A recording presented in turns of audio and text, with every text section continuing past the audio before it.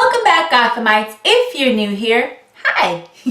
I'm London, aka History of the Batman. On Instagram the other day, I posted this in my IG story, and many of you asked me some very good questions, so I want to thank you guys who participated in that survey. And many of your questions I actually answered on the app, but a couple of them I wanted to do full videos on, especially if I haven't covered them in full detail on this channel, like this question, for instance, saying that they are a little bit confused about all of the Robins, and to quickly give a rundown about how all of that works and basically give a timeline of all of the Robins that Batman has had over his last 80 years. So that is what this video is about. For this video, I will give a complete timeline and history of all of the Robins within Batman's mainstream continuity. That is very important. But I will also note some very popular out-of-universe Robins that fans have grown to love over the decades. And basically, overall, learn why this Robin persona is one of the most popular in all of DC Comics. But before we learn a little bit more about our favorite sidekick, why don't you subscribe to this channel and become a part of this wonderful Gothamite community? It's fun here. We talk about Robin, we talk about Batman, we're gonna talk about all, the Robins. There's so many, and you're like, why? Why are there so many Robins? Is Robin necessary?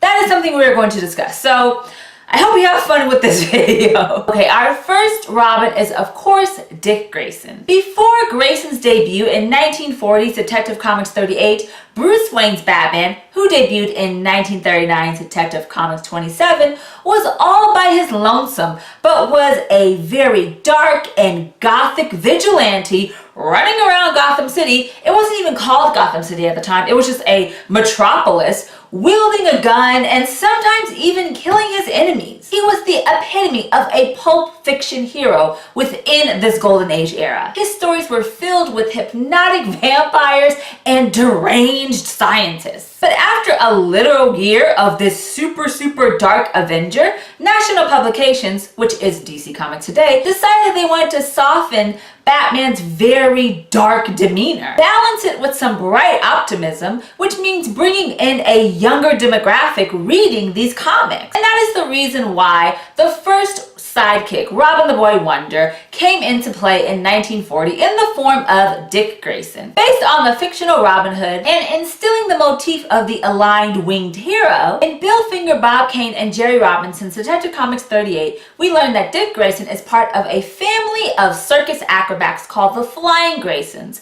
But tragically, his parents were murdered by mafia boss Zuko. And on that night where his parents were murdered during a circus act, of course, Bruce Wayne was in the audience, and he totally felt the horrible sadness that Dick Grayson felt after seeing his parents die before his eyes, because Bruce Wayne witnessed the same thing at a very young age. So not only did Bruce Wayne bring him back to Wayne Manor, but he decided to train him to become his first sidekick, Robin the Boy Wonder. And together, they both apprehended the mafia boss Zuko. After this story, Dick Grayson just became an overnight sensation, which is why he was called the sensational find of 1940. And not only did he join Batman when Batman earned his own self-titled publication in the spring of 1940, but Dick Grayson also had his own stories in Star Spangled Comics and had even his own rogues gallery. He was just a fan favorite right out the gate. Robin would even make his first big screen debut in the 1940s within the Batman black and white serials.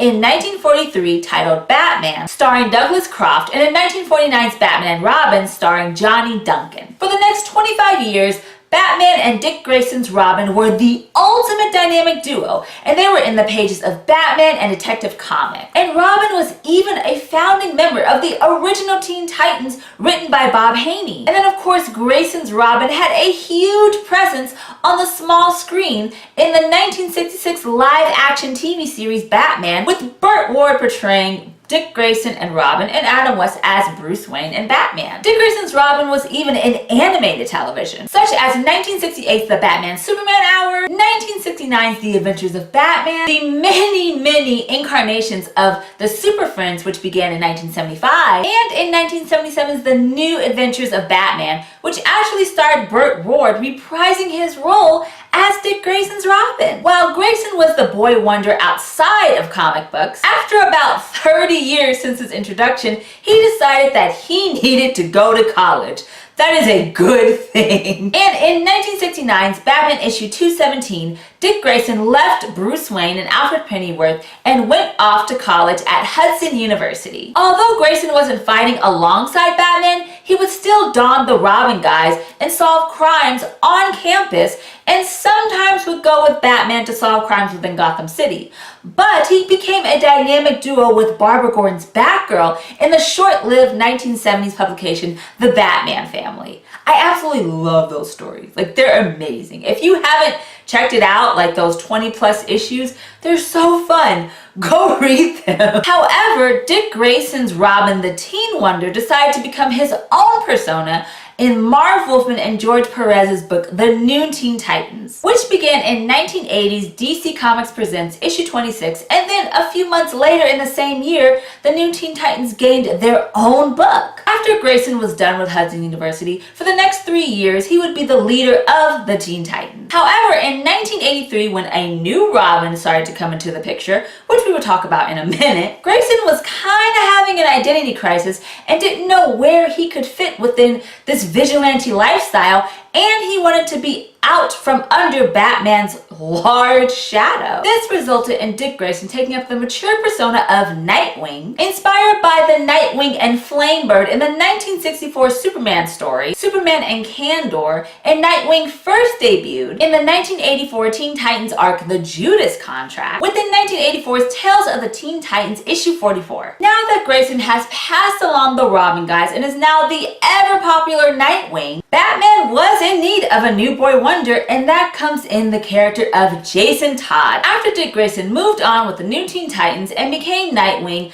Batman, after 40 years, actually became by himself again ever since his literal first year within DC Comics. As the current DC Comics editor Len Wein at the time noticed, Batman by himself turned him back into this very dark character, and we needed that balance of bright optimism and a happy medium within Batman's already dark existence. So to remedy this, Jason Todd debuted in 1983's Batman issue 357, which was written by Jerry Conway and illustrated by Don Newton. Originally, Jason Todd was a carbon copy of Dick Grayson. He was even part of an acrobatic circus family. But when the villain Killer Croc tries to extort money from this circus, Dick Grayson, for some reason, and at this point is still Robin, talks to Jason Todd's parents and says he needs their help to try to trap Killer Croc so they can apprehend him. Well, I'm sure you can figure out that this was a horrible idea, and when Joe and Trina went to the Gotham City Zoo to try to trap Killer Croc, of course Killer Croc didn't like that and actually murdered them. Later on, Jason Todd learns that his parents were killed by Killer Croc, and now is just bent on revenge. Everyone so far has revenge in their hearts.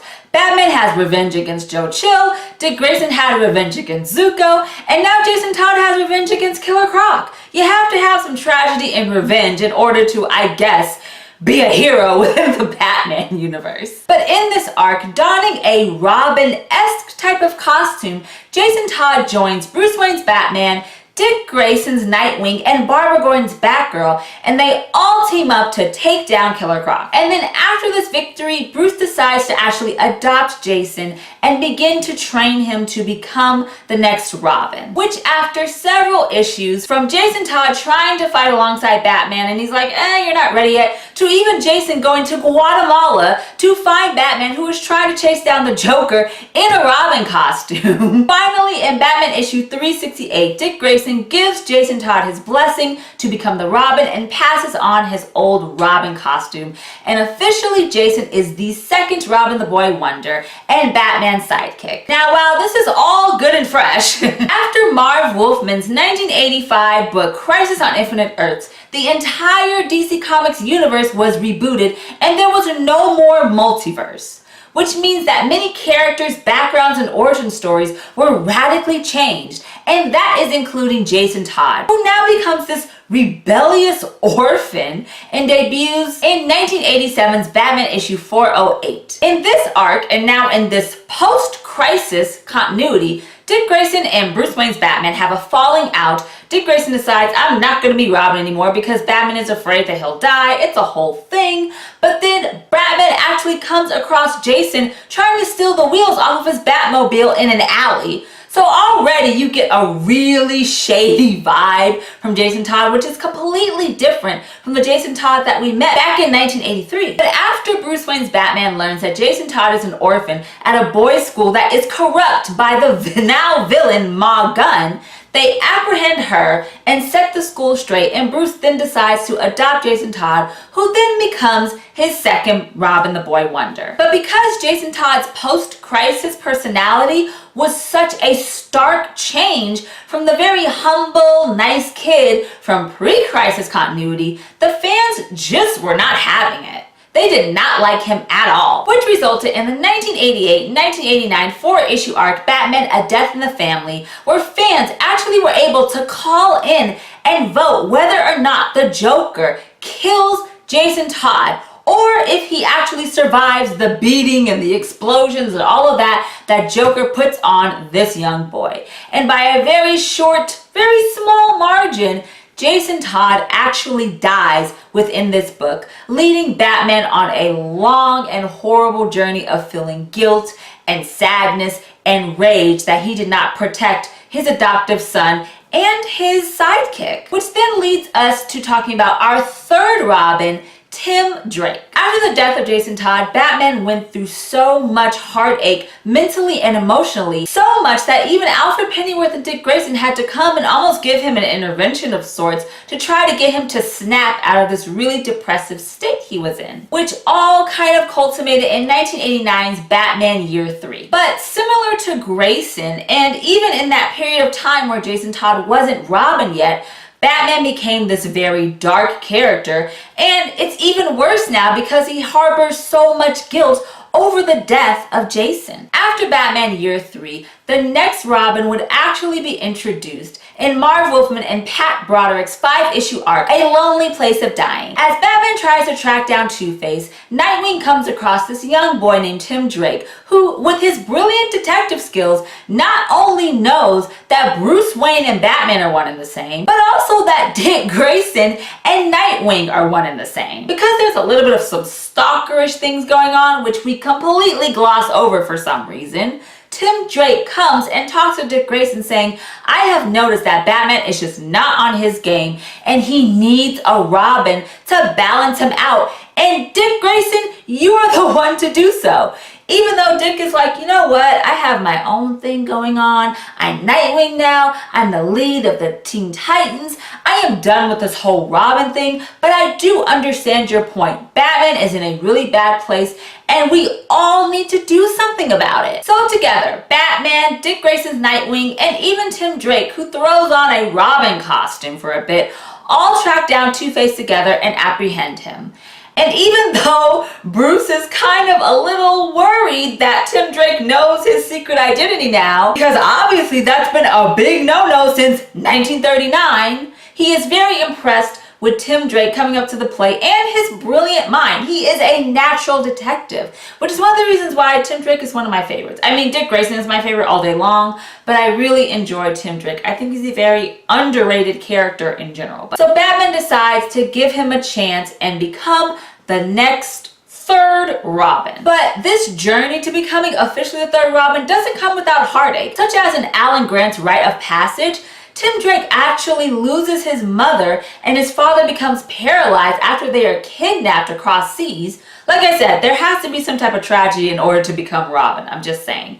And then in the arc Identity Crisis, Tim actually has a heart-to-heart with not only Dick Grayson, but the spirit of Jason Todd. And then after Tim Drake successfully goes on a mission with Batman, who is trying to stop Scarecrow from, of course, doing some horribleness in Gotham City, that is when Batman actually gives Tim Drake a brand new Robin costume, which was designed by Norm Brayfogle. We're entering the 1990s, and Batman actually sends Tim Drake off to Paris to train to become a better fighter, because of course his mind and detective skills are great, but he's not the best actor acrobat, not like Dick Grayson or Jason Todd. So he actually goes and trains with the best of the best overseas. And then Tim Drake's first real challenge comes in 1991's Robin 2, The Joker's Wild, when Batman is kind of away right now, and Tim Drake, Commissioner Gordon, even Alfred Pennyworth have to help stop Joker being his chaotic self. And throughout the 1990s, you actually see Tim Drake trying to balance his school life with his vigilante life, and even he has a girlfriend. So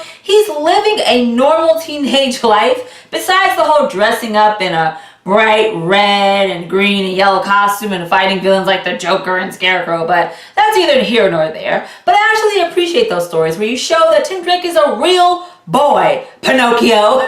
He actually goes through normal high school things. And Tim Drake has a lot on his plate. During the arc Batman Nightfall, when Bruce Wayne's back is broken by Bane, Tim Drake has to work with Azrael Batman, who is a crazy lethal Batman that wants nothing to do with Tim Drake, so he has to handle that. And then he has to handle things happening at school, including a school shooting in the arc Sophomore Lethal. But then he also has a dynamic duo relationship with the character Stephanie Brown, aka Spoiler, and they even have some type of flirtatious thing going on, a very flirty nature, which we'll talk about later. And just to discuss outside media really quick, during the 1990s, Dick Grayson's Robin still reigned as supreme, especially on the live-action big screen in the Joel Schumacher films.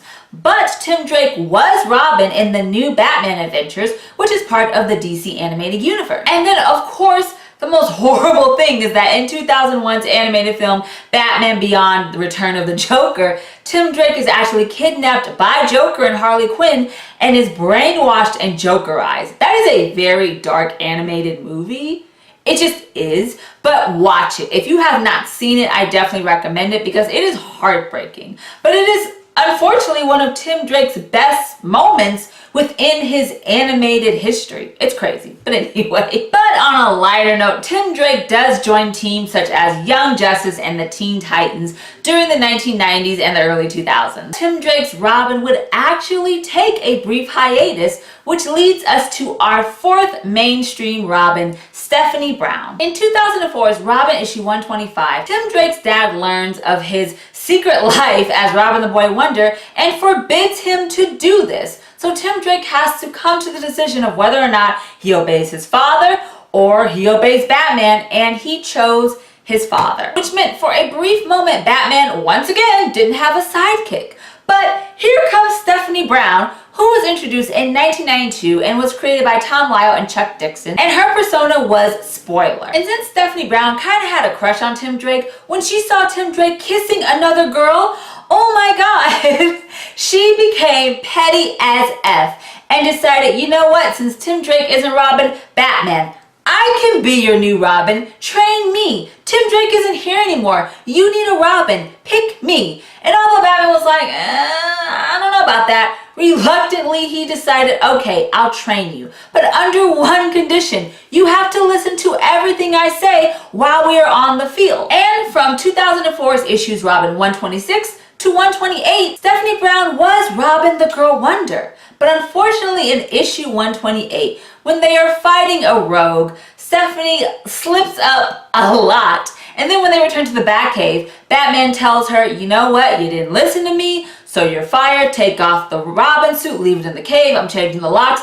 you need to go. I don't even want to see you as Spoiler. That's how mad I am. And it broke Stephanie's heart because all she wanted was to be Robin and to really be a part of the Batman family. So for mainstream continuity purposes, Stephanie Brown as Robin the Girl Wonder is the shortest time that any character was Batman's sidekick, which is unfortunate since she's the only girl here, so that's kind of weak. Then, of course, the arc Batman War Games, which came out in 2004-2005, happened, and then Stephanie Brown accidentally starts a whole turf war within Gotham City, gets captured by Black Mask, and tortured to death, which again leaves Batman feeling very guilty and sad about his past Robin seemingly dying. During all this madness, back in 2004, Tim Drake returns to the mantle in Detective Comics issue 789. But of course, even though Tim Drake returns as Robin, our fifth Robin comes into play, and that is Damian Wayne. Sure, Tim Drake is Robin for a few years, but then in 2006, Batman and Son, which is an arc written by Grant Morrison, Talia al Ghul, who is the daughter of Ra's al Ghul, comes to Bruce and says, hey, guess what? We have a child together, and his name is Damian, who debuts in the pages of Batman issue 655. Of course, Damian was technically introduced in Mike W. Barr's 1987 one-shot graphic novel, Batman, Son of the Demon, but Grant Morrison decided to bring him back into mainstream, regular continuity. Let's face it, Damian has a huge superiority complex, is annoying, but is a very lethal brat because he was trained by Ra's al Ghul, his grandfather, and the League of Assassins. But since Damian was this self-righteous and violent person, Morrison actually wanted to kill off the character in Batman issue 666, which is an alternate reality book where Damian actually becomes Batman, but it's within this entire hellish Gotham. Fans liked him so much, so he really stuck around. And even after Bruce Wayne's apparent death by Darkseid in the 2008-2009 book Final Crisis, the status quo completely changed, and Damian actually became Robin the Boy Wonder alongside Dick Grayson's Batman because he had to take up the mantle when Bruce was gone for literally 2 years within the comic books. But Bruce in 2011 comes back within the New 52 and he decides eventually to take back the Batman mantle, and Dick Grayson returns to being Nightwing, and Damian is the Robin the Boy Wonder even today. But tragedy strikes and Batman actually goes into this really dark path when within the Leviathan Strikes arc in the Batman Incorporated book, Talia al Ghul herself orders the heretic to kill Damian, which happens in 2013's Batman Inc. issue number 8. Dealing with this loss and the desire for vengeance, as always, in the arc Requiem, Batman goes on an insane manhunt to try to resurrect Damian's body, which happens in 2014's Robin Rises Alpha. But after this resurrection, with all of the details that happen in it, Damian actually gets superpowers, but it doesn't last for long. And he returns to normal in 2015's Batman and Robin issue 14. And as I said, Damian to this day in DC Rebirth comics is still Robin to Bruce Wayne's Batman, and is a huge part of teams such as the Teen Titans. And even Damian in other media is Robin in the current DC original animated movies such as Son of Batman and Batman vs. Robin. Now, the sixth and last Robin that I am going to highlight isn't part of mainstream comic continuity, contrary to many beliefs. But she is so popular and has her own fan base, it's hard to not include her within this group of Robins. And that is, of course, Carrie Kelly, who debuted in Frank Miller's 1986 4-issue arc, Batman: The Dark Knight Returns. But this book is not within the mainstream comic continuity. It is a part of another Earth within the DC multiverse. In this story, Jason Todd actually dies, and after that, Bruce Wayne's Batman actually goes into retirement, but then returns after a decade-long hiatus, puts on the cape and the cowl to fight the mutant gang that is terrorizing Gotham City. And while Batman is fighting the mutant leader, and he's really just getting his butt kicked really hard and almost dies, Carrie Kelly, who is inspired by the Batman and what he stands for, makeshifts a Robin costume, goes out into the battlefield, but actually saves Bruce Wayne's life and takes him back to his tank Batmobile. And because of this tenacity and her being a go-getter and a good soldier, Batman decides that Carrie Kelly is the perfect Robin that he needs for his new crusade within this crazy world. And throughout the Dark Knight universe books, from The Dark Knight Strikes Again to even DK3 The Master Race, Carrie Kelly has been Robin, Catgirl, and even Batwoman at one point. And besides Julie Madison, who was technically the very first woman to wear the Robin costume, even though it was only for a panel, within the Golden Age, Carrie Kelly is technically the first Robin the Girl Wonder in any DC Comics book, which makes her part of this Robin history that we definitely need to acknowledge. So looking at all the Robins that we discussed, each one now has their own different persona. Dick Grayson is Nightwing, Stephanie Brown is Spoiler, Tim Drake is Red Robin, Jason Todd, who came back from the dead in the mid-2000s, is the Red Hood, and Damian Wayne is still the current Robin the Boy Wonder. Many have asked, why does Batman need so many sidekicks? He could probably protect Gotham all by himself. But ever since Dick Grayson's debut in 1940's Detective Comics 38, the Robin persona has been such an important part of giving Batman that balance with his dark self and this light optimism that the boy or girl wonder brings to this dynamic duo. And if you think about it, Bruce definitely needs some type of good balance within his vigilante life. Having a Robin around almost puts him in check and helps him be a more sensible vigilante within the city of Gotham. And because of this, the Robin persona is one of those important figures within not just Batman's history, but in all of DC Comics. And trust me, we love Robin so much. Thank you guys so much for watching this complete timeline and history of the Robins in DC Comics. If you enjoyed this video, please give it a bat thumbs up. As always, all of my social media is linked in the description below, including Instagram at History of the Batman. So why don't you give it a follow and become a Gothamite? Check out my videos for DC Comics DC Fans channel, and of course, please subscribe to this channel so you can become a part of this Batman community. It would mean so much to me. Thank you guys so much for watching, and we will have more History of the Batman soon, right here on YouTube. Remember, Gothamites, it's all about peace, love, and Batman. Bye.